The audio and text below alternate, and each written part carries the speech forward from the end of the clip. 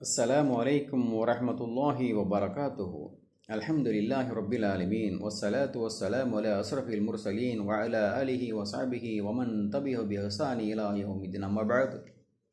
அன்பார்ந்த சகோதர சகோதரிகளே, மர்கசுலார்க்கம் எம்ஆர் நகர் கொடுங்கையூர் நம்முடைய மர்கசிலே ஐங்கால தொழுகைகள் நடைபெற்று கொண்டிருக்கிறது. அது மாத்திரமல்லாமல் காலை மாலை இரு நேரமும் சிறுவர்களுக்கான மக்தப் மதரசாவும் நடைபெற்று கொண்டிருக்கிறது. வாராந்திர ஜும்மா நடைபெற்று கொண்டிருக்கிறது. அல்ஹம்துலில்லாஹ். அதில் பெண்களுக்கும் தனி இடவசை செய்யப்பட்டு அவர்களும் திரளாக கலந்து கொள்கின்றார்கள். அல்ஹம்துலில்லாஹ்.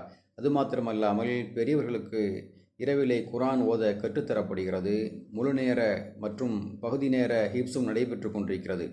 ஏழை விதவிகளுக்கு மாதம் மாதம் உணவுப் பொருட்கள் வழங்கப்படுகிறது. பெண்களுக்கும் தர்பியா நடைபெற்று கொண்டிருக்கிறது.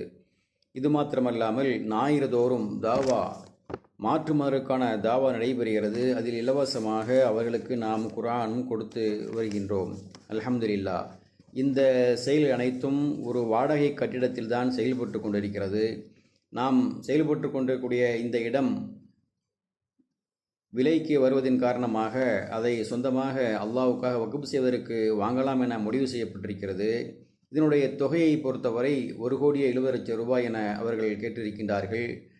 இதில் 20 லட்சம் ரூபாயை அட்வான்ஸாக வரக்கூடிய ஜனவரி 20க்குள் 15ஆம் தேதிக்குள் கொடுக்க வேண்டும் என அவர்கள் கேட்டிருக்கின்றார்கள். நம்முடைய கையில் இருப்பதோ 6,5 லட்சம் ரூபாய் தான். ஆகையால் அல்லாஹ்வுக்காக அல்லாஹ்வுடைய இல்லத்தில் நாம் வாங்குவதற்கு தாராளமாக மனமுவந்து நாம் ஒவ்வொருவரும் உதவி செய்வோம். அல்லாஹ் ரப்புல் ஆலமீன் இதற்குண்டான வெகுமதியை நாளை மறுமையில் நம்ம அவர்களுக்கு வழங்குவான் என்பதில் எந்தவிதமான சந்தேகமும் இல்லை. அல்லாஹ் ரப்புல் ஆலமீன் சொல்லி காட்டுகின்றான், நிச்சயமாக ஆண்களிலோ பெண்களிலோ எவர்கள் தான தர்மம் செய்து அழகான முறையில் அல்லாஹ்வுக்காக கடன் கொடுக்கிறார்களோ அவர்களுக்கு அது பன்மடங்காக்கப்படும் என்று அல்லாஹு தஆலா சொல்லி காட்டுகின்றான்.